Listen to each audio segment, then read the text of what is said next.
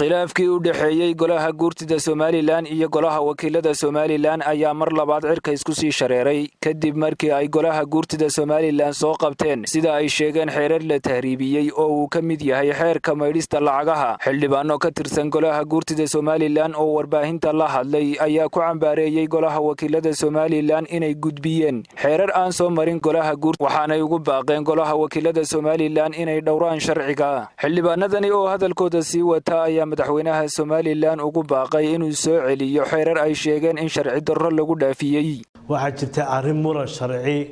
oo bariida weyto maxkamadda dastuuriga loo gudbiyay oo maxkamadda dastuuriga laga dhul sugayay iyadoo la sugayo ayaa waxa la qaaday tallaabo iyadoo oo arinta in maxkamadda dacwadda qaataan aqalkan hoose ee baarlamaanku inay dacwadda qaataan oo eegaan oo goor ay ka jawaabaan ayaa iyagoon soo xaadirin ayaa markiiba waxa la dhaqan geliyay xeerka xawaaladaha oo loo qabtay oo TV-da ka arkayseen arintaas oo ah arrin qayr sharci ah waliba hadii lagu sii dhaqmana khiyaamo qaran weeyaan marka la baaro qolada sharciyada ay weydiin doontaan waxa kale oo imika jirto iyadoo lagu sii talaabsanaya iyadoo aan wali la sixin in la hadana leeyahay la dhaqan geliyo oo tahriibteedii lagu wado xeerka ka hortaga maaritaanka lacagaha oo kaasa ayaa imika madaxweynaha loo gudbiyay oo la doonaya madaxweynuhu saxaaxo madaxweynaha la doonaya la hoos dhigo xeerka waan uga digaynaa gariiqaanka guud waxaan leenahay madaxweynaha ka dhaadhic maajeyskan saxaafadda waxaan kuu soo marin bulshaduna inay markhaati ka ahaato waayo xeerkana kuma koobnaa laba golo qara waa wax 100 sano ummadda lagu dhaqayo ee dastuurka Jamhuuriyadda Somaliland markuu markuu maro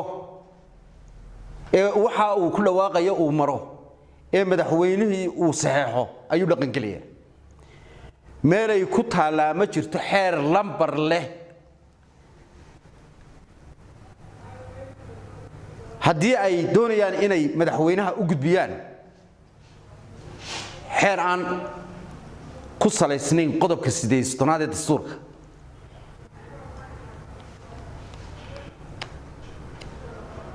ka taariifadayna mariyaan baa haboonayd oo ka daayinayaan kaas ay ka iska bilaawaan ila waa kuwa ilaawaybe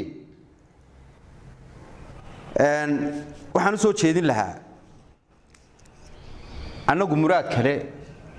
dekamalihin awshan laakiin xeerkani waa xeerka lagu dhaqayo dalka kan iyo ku horeba anagu bariyo ka maalinba waan iska tigi doonaa laakiin xeerarkaas waa xeerarka dalka lagu dhaqayo aan dhimanahayn dadku u dhimanayaa marka waxaan leeyahay mudane madaxweyne aniga oo kalsooni badan ku qaba waxaan leeyahay oo wixii khaldan lafteeda ee aan arko ka hadli kara waxaan leeyahay xeer aan qodobka 8 ee dastuurka waafaqsanayn